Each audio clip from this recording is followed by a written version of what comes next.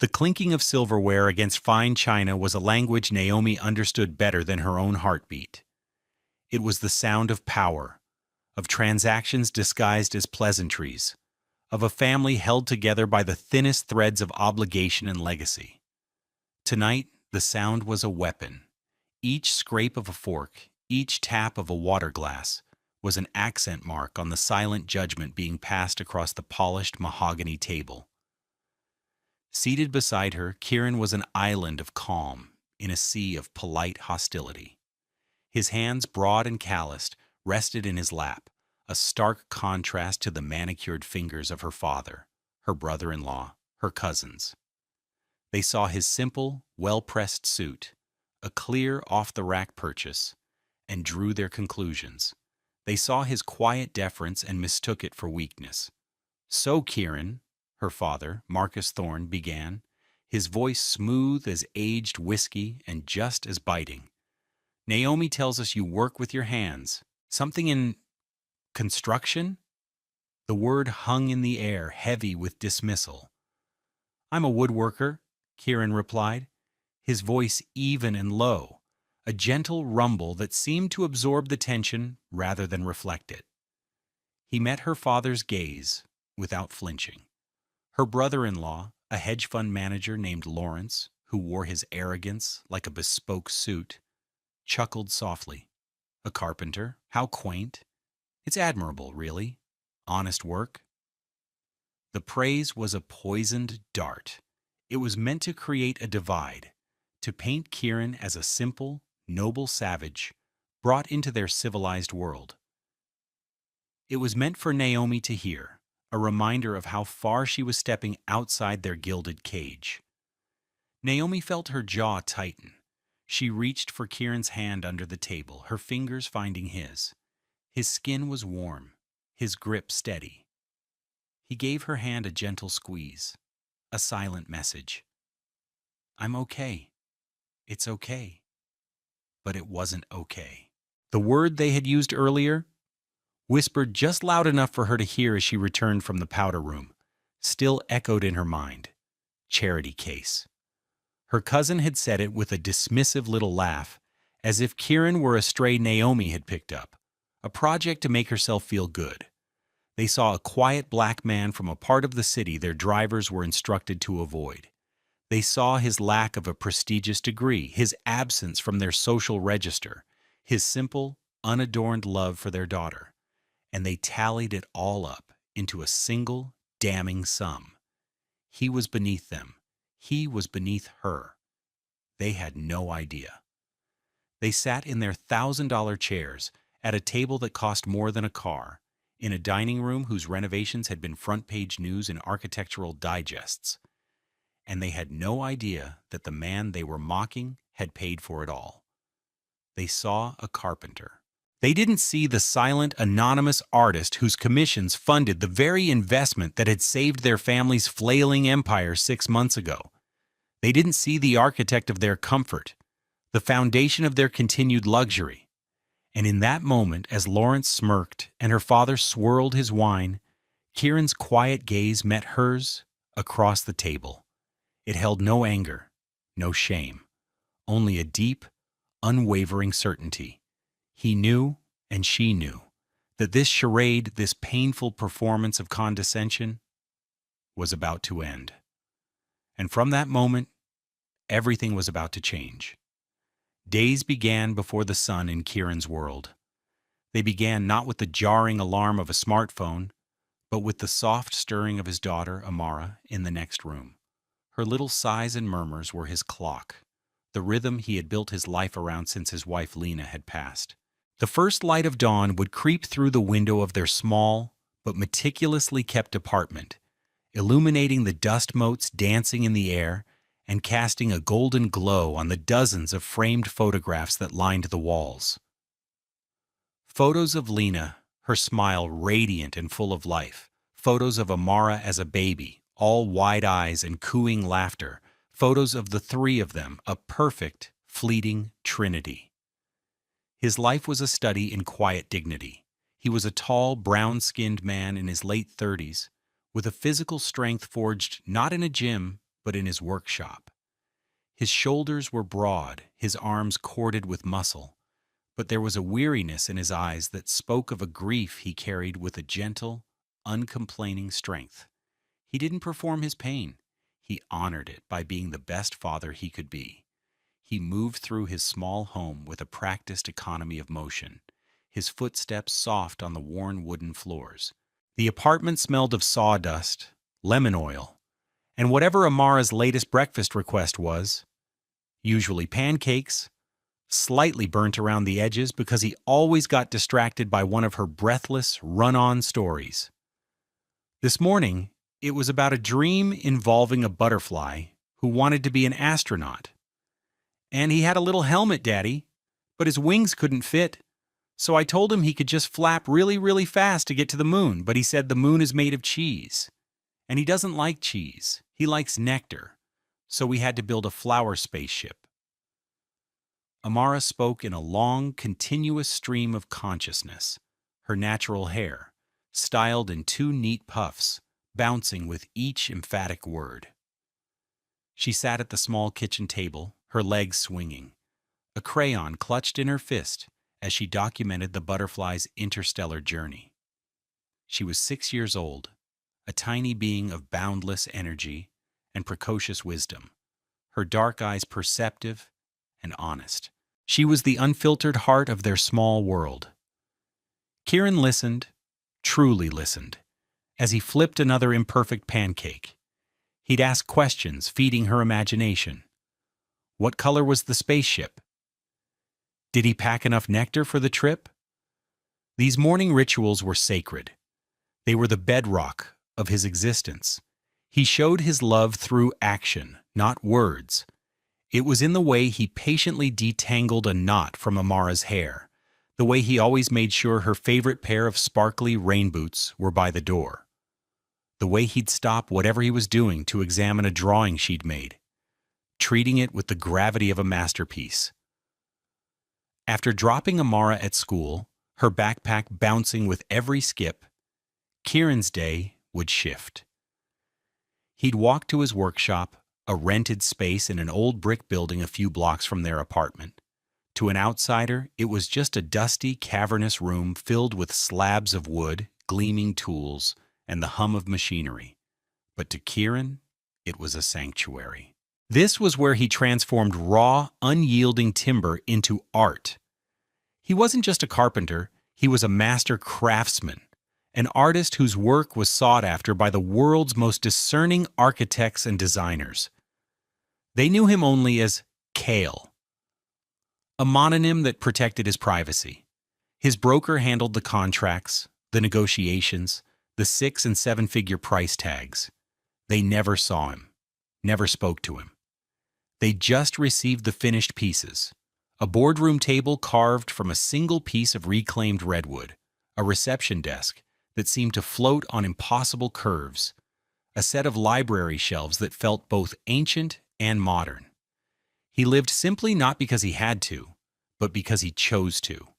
The money, most of it, sat in investment accounts, managed by a firm that Lena had insisted they hire years ago. For Amara, she had said, for her future. He never touched it, except for the one time. An investment opportunity had come across his desk from his financial manager, a high-risk, high-reward bailout of a struggling legacy corporation, Thorn Industries. He had felt a strange pull, a sense of connection he couldn't explain.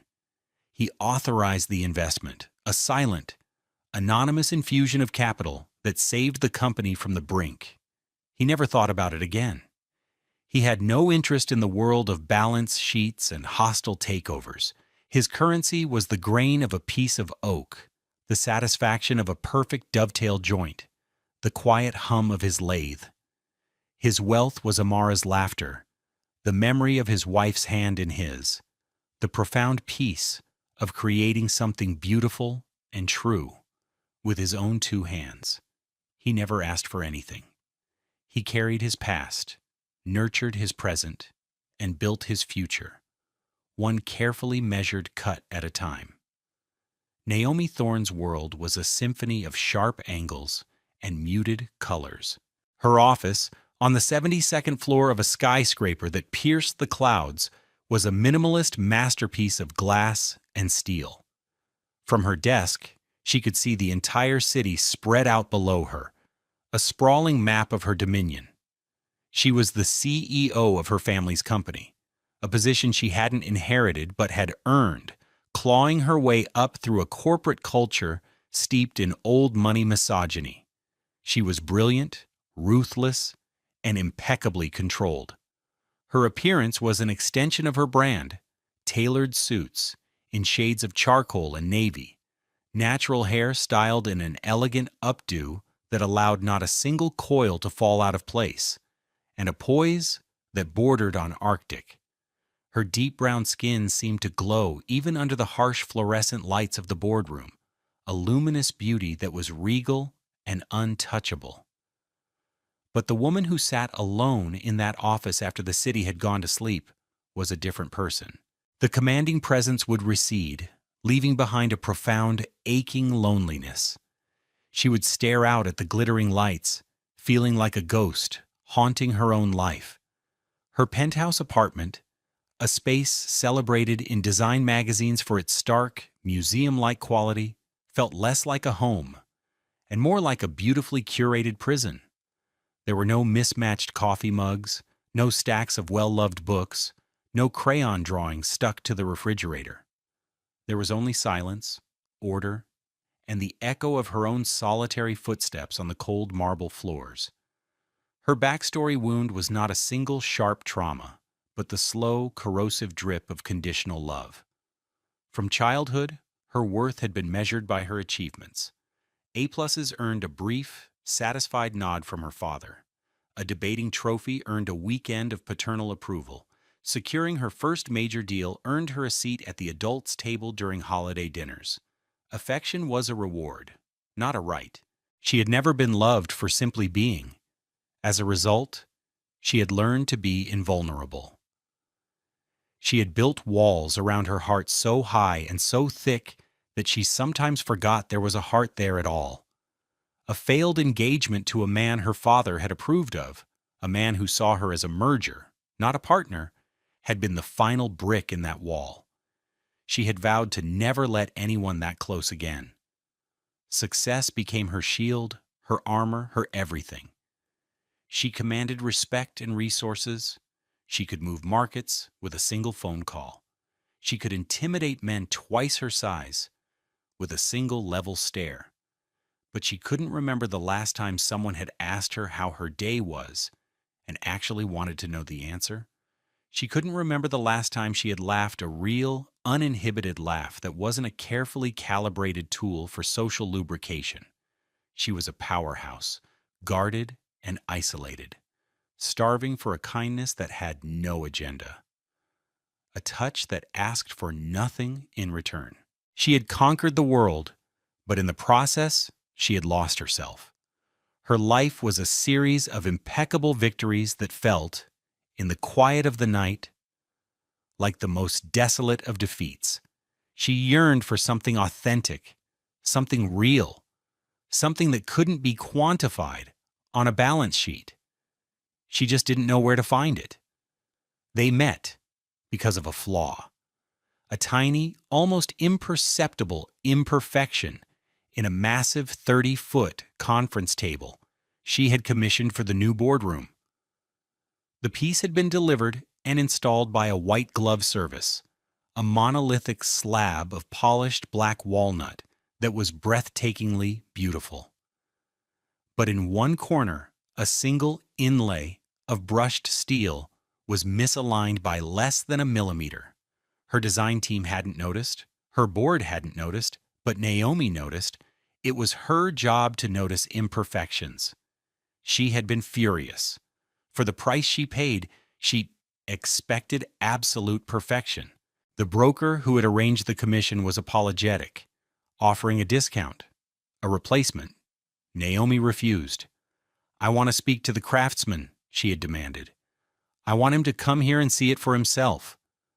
The broker had hesitated, explaining that the artist Cale was famously reclusive and never met with clients. Naomi had been unmoved. "Make it happen," she'd said, the command leaving no room for argument. A week later, a man was shown into her office. She was expecting a pretentious artist in a designer smock, someone with an air of temperamental genius. Instead, she found Kieran. He stood in the doorway of her sterile office, dressed in simple work pants and a clean pressed shirt. He was tall and solid, and he seemed to absorb the light in the room rather than reflect it. He looked around not with awe, but with a quiet, appraising curiosity. "Miss Thorne?" he said, his voice calm. "I'm here about the table." The contrast between them was stark. She, in her fortress of corporate power, all sharp lines and controlled energy. He, in his world of tactile reality, grounded and unassuming. She led him to the boardroom, her heels clicking an aggressive rhythm on the polished concrete floor. She pointed to the flaw, her fingers sharp and accusatory. "This," she said, her tone clipped, "is unacceptable." Kieran didn't get defensive. He didn't make excuses. He walked over to the table and ran his calloused fingers over the wood, his touch surprisingly gentle. He examined the misaligned inlay from every angle. He was silent for a long time. Finally, he looked at her. "You're right," he said simply. "It's not perfect. I'll fix it." His lack of argument disarmed her. She had been prepared for a fight, a negotiation. She wasn't prepared for simple, honest accountability. He told her he would need to do the work on site and would return the next morning before anyone arrived. True to his word, he was there at 5 a.m. with a small case of tools. Naomi, an insomniac, was already in her office. She watched him work from her doorway, fascinated. He moved with a quiet, focused grace, his hands sure and steady. There was a reverence in the way he handled his tools, in the way he treated the wood. When he was finished, the flaw was gone. The inlay was perfect. He packed his tools, and as he was about to leave, he turned to her. She was standing by the coffee machine looking exhausted. "You should get some rest," he said. It wasn't a suggestion, it was a gentle command. "I have a transatlantic call in an hour," she replied automatically, the words a reflex. He just nodded. He paused, then said, "I have a thermos of ginger tea. My daughter says it solves everything." He held it out. It was a simple, dented, stainless steel thermos. Naomi stared at it. No one had offered her anything without an agenda in years. A coffee was a prelude to a request. A lunch was a negotiation. This was just tea. A small act of kindness from a stranger. She didn't know what to do. A crack formed in her composure, and to her utter horror, she felt her eyes well up with tears. She turned away quickly, mortified. "Thank you," she whispered, her voice thick. I'm fine." He didn't press. He just left the thermos on the counter. "It's okay," he said softly, and then he was gone. Naomi stood alone in the vast, silent boardroom, staring at a dented thermos, and for the first time in a decade, she cried. Not because she was sad, but because someone had seen the tired woman beneath the CEO and offered her a moment of simple, unconditional care. That dented thermos became an excuse. A week later, Naomi found herself driving to the address on Kieran's invoice, a brick building in a part of the city she had only ever seen from her office window. She told herself she was just returning his property, but she knew, deep down, she was chasing the feeling that small act of kindness had given her. She found his workshop, the door slightly ajar, the smell of cedar and sawdust spilling out into the hallway. She peeked inside and saw him, covered in a fine layer of dust, concentrating on a piece of wood. The cavernous room was warm and alive, a stark contrast to her own sterile world. He looked up, surprised, but not unwelcoming. "Miss Thorne?" he said, wiping his hands on a rag. "Naomi," she corrected him, feeling strangely shy. "I came to return your thermos." He smiled, a genuine, warm smile that reached his tired eyes. You could have kept it. That was the beginning. She started finding other excuses to visit. A question about the table's maintenance, a potential commission for her home office. Each visit, she stayed a little longer. She was drawn to the quiet rhythm of his work, the way he could see the potential for beauty in a raw, gnarled piece of wood. She was drawn to his stillness. He never tried to impress her. He never asked about her work. He just treated her like a person. Then, one Saturday, she arrived to find the workshop door wide open and the sound of a child's laughter echoing from within. She stepped inside and saw a little girl with her hair in two puffs, her tongue stuck out in concentration as she meticulously glued colored paper links together on the floor. This was Amara. "Hello?" Naomi said softly. Amara looked up, her dark eyes wide and curious. "Are you Daddy's friend?" she asked, her voice bright. Before Naomi could answer, Kieran emerged from the back.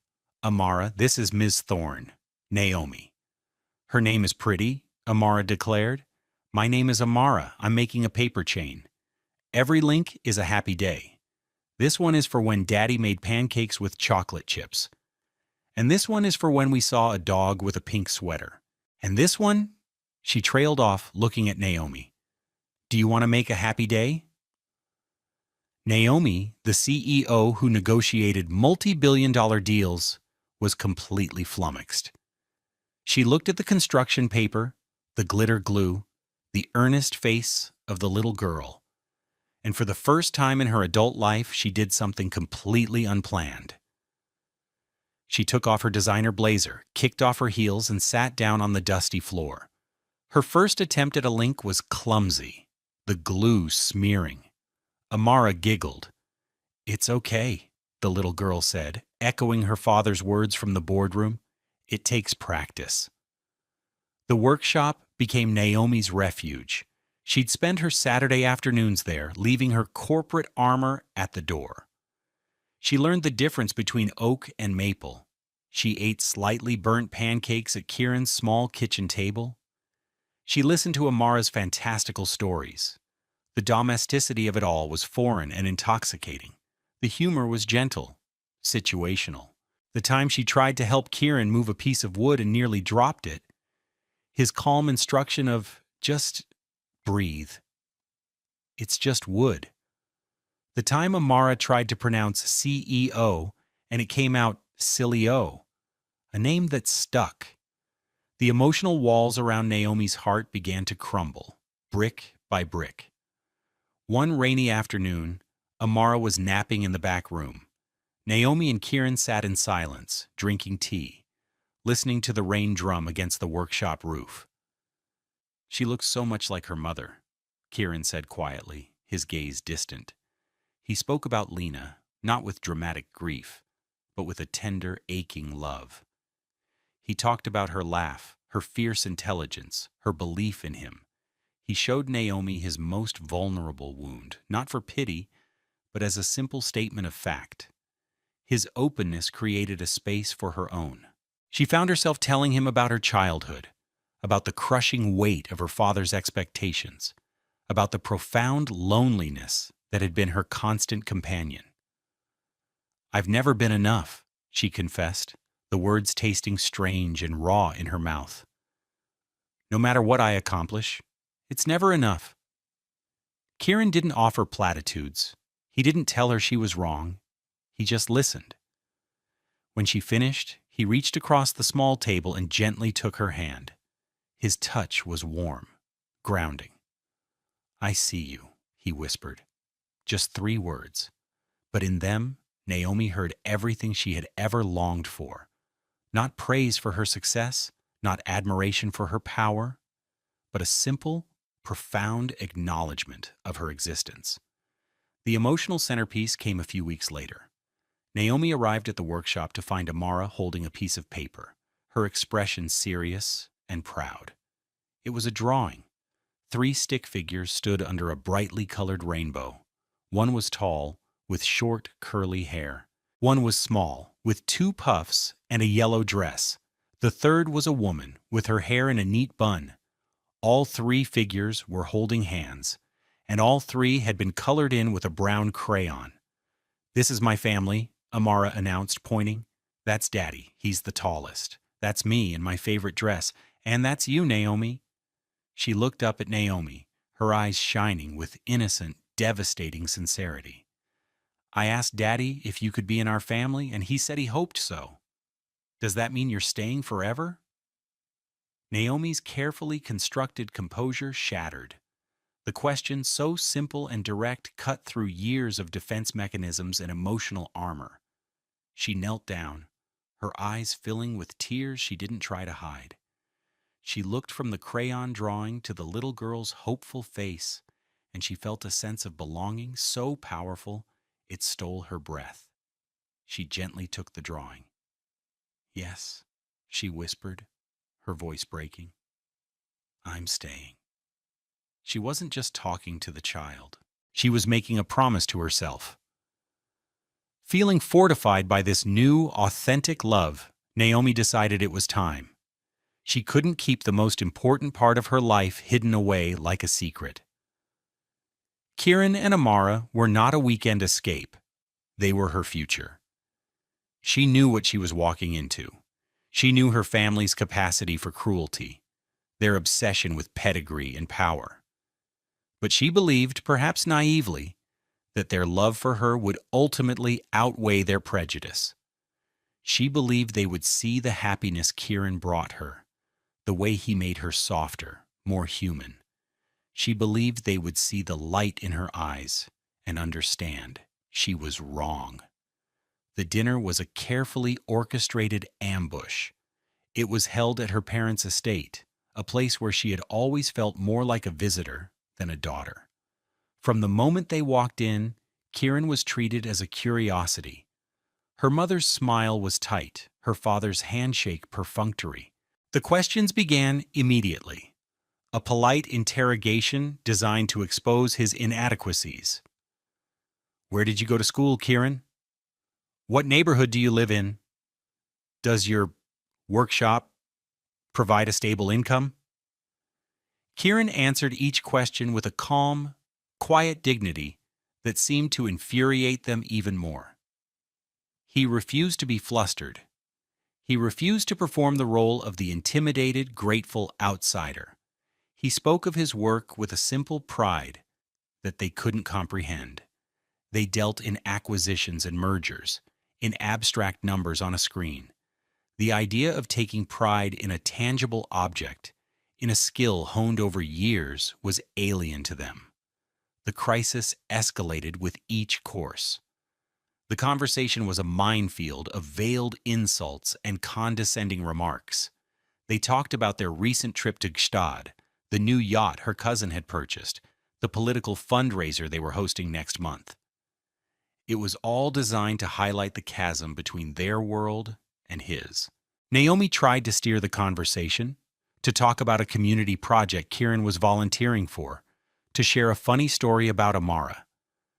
But her efforts were ignored, batted away like annoying flies. The true threat wasn't the open hostility. It was the way they tried to poison Naomi's perception of him. Lawrence, her brother-in-law, leaned in conspiratorially. "You have to be careful, Naomi," he'd murmured, loud enough for Kieran to hear. "Men like that, they see a woman like you as a lottery ticket. A way out?"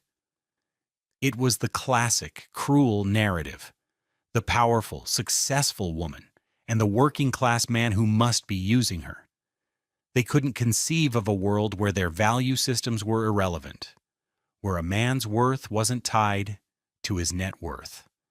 They couldn't imagine that what Kieran offered her, kindness, stability, unconditional love, was something their money could never buy. The air grew thick with unspoken accusations, with the weight of their disappointment in her. She felt herself shrinking, the old childhood insecurities creeping back in. She looked at Kieran, expecting to see him crushed, but his expression was one of quiet sorrow. Not for himself, but for her. He was seeing, for the first time, the cold, loveless cage she had spent her life trying to escape, and that sorrowful understanding gave her the strength she needed. The breaking point came with dessert. Her father, Marcus, set down his spoon and fixed Kieran with a look of magnanimous pity. It was a look he perfected in boardrooms just before destroying a smaller company. "Kieran," he began, his voice dripping with condescension, "I admire your tenacity. It can't be easy, raising a child on your own with that kind of work. I've been thinking, Thorn Industries has a large maintenance department. We could always find a place for a man with your skills. A steady paycheck. Benefits. A real future." The offer hung in the air, a final, crushing insult. It was a power play, designed to put Kieran firmly in his place. A charity case. A project. Someone to be employed and managed by the Thorn family. It was an attempt to own him, to reduce him to an employee, to strip him of his artistry and his dignity. The entire table looked on, their expressions a mixture of smug satisfaction and pity. They had won. They had exposed him for what he was. A profound silence fell. Kieran didn't respond. He simply looked at Naomi, his eyes asking a silent question. "What do you want to do?" And in that moment, something inside Naomi snapped. It wasn't a loud, dramatic break, but a quiet, decisive click. The part of her that had always craved her father's approval, the part that had contorted itself into 1,000 different shapes to please him, finally died. She placed her napkin on the table, the movement calm and deliberate. She stood up. Her hands weren't trembling. Her voice, when she spoke, was perfectly clear, though barely above a whisper. It cut through the silence like a surgeon's scalpel. "No, thank you, Father," she said, her eyes locked on his. "Kieran won't be needing a job." Marcus raised an eyebrow. "Naomi, don't be foolish. I'm trying to help the man." "You're not helping," Naomi said, her voice gaining strength. "You're trying to diminish him. Because his worth isn't something you can measure or acquire, and that terrifies you." She let her gaze travel around the table, meeting the eyes of her mother, her cousins, her brother-in-law. "All of you. You sit here in your expensive clothes, in this house, judging him. You call him a charity case." Her cousin flushed, looking down at her plate. "You have no idea who he is?" Naomi continued. "You have no idea what he's given you." She took a deep breath. This was it. The point of no return. 6 months ago, Thorn Industries was on the verge of collapse. A silent investor, an anonymous partner, saved this company. "Saved you?" Her father scoffed. "Our private equity partners, yes. What does that have to do with him?" Naomi gave a small, sad smile. "You never bothered to ask who the principal investor behind that equity fund was, did you? You just took the money." She turned and placed her hand on Kieran's shoulder. "This man, this carpenter, the artist you know as Cale, his investment, his work, is the reason you're all still sitting at this table. This dinner, this house, the very company that bears our name, you're enjoying it all, courtesy of his quiet, unassuming success." The silence that followed was absolute. It was a silence so deep it felt like the world had stopped spinning. Jaws were slack. Wine glasses were frozen halfway to lips. The color drained from her father's face. They stared at Kieran, really seeing him for the first time. Not as a carpenter, not as a charity case, but as the invisible source of their power, the man whose quiet strength held their world together. Naomi didn't wait for a response. She looked at Kieran. "Let's go home," she said softly. He stood, took her hand, and together, without a backward glance, they walked out of the silent dining room, leaving the ruins of their old life behind them. The car ride back to Kieran's neighborhood was filled with a heavy, unburdened silence. The tension of the evening had dissipated, replaced by a strange, calm clarity. Naomi stared out the window at the blurred city lights, feeling as though she had just shed a skin she'd been wearing her entire life. She wasn't angry, she was just free. When they reached his apartment, the warmth and the smell of home, of wood and cinnamon, and a child's lingering presence, wrapped around her like a blanket. Kieran didn't press her to talk. He simply took her coat, led her to the comfortable worn sofa, and sat beside her. It was only then, in the safety of his quiet presence, that the tears came. They weren't tears of anger or humiliation, but of grief. Grief for the family she had always wanted, but never had. Grief for the little girl who had tried so hard to earn their love. Kieran didn't say a word. He just pulled her close, his strong arms a sanctuary. She rested her head against his chest, listening to the slow, steady beat of his heart, and let herself fall apart. He held her, absorbing her sorrow, offering the silent, unconditional comfort that was his greatest gift. A soft shuffling sound came from the hallway. Amara stood there, rubbing her eyes, her favorite stuffed bear clutched in one hand. She looked at Naomi's tear-streaked face, her own small face filled with concern. "Why are you crying like me when I miss Mommy?" she asked, her child logic cutting straight to the heart of the matter. Kieran held out an arm, and Amara patted over, climbing into their shared embrace.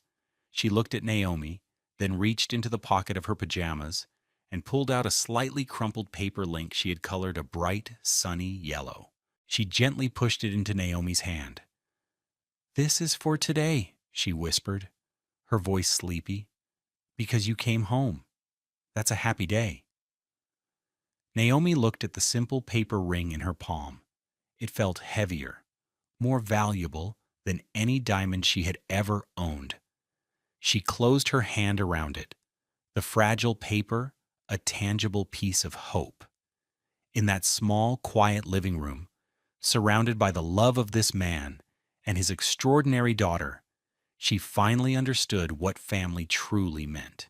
It wasn't about blood or legacy. It was about choosing to show up, to stay, to build something new and beautiful together, one happy day at a time. She looked at Kieran over Amara's head, her heart so full it felt like it might burst. She was home. 6 months later, the city was a glittering memory on a distant horizon. They stood on the unfinished porch of a house that was slowly taking shape on a small plot of land an hour's drive from the noise and the judgment.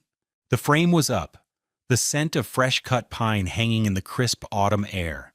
It was Kieran's design, a house of wood and glass and light, built to be a home, not a statement.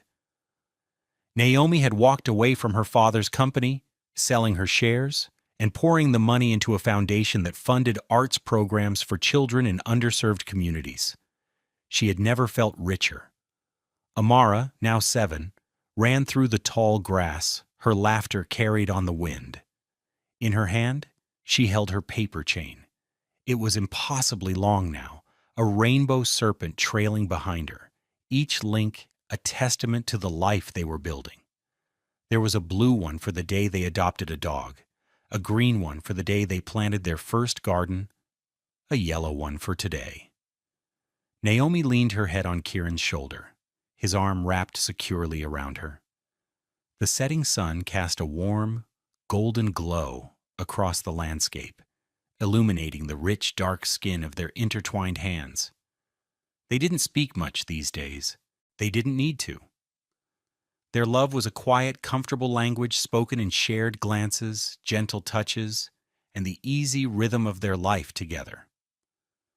The world had seen them as a mismatch, a story of class and power. Her family had seen a charity case. But what they had failed to see was the simple, profound truth that true wealth is not held in a bank, but in the safety of a loving home.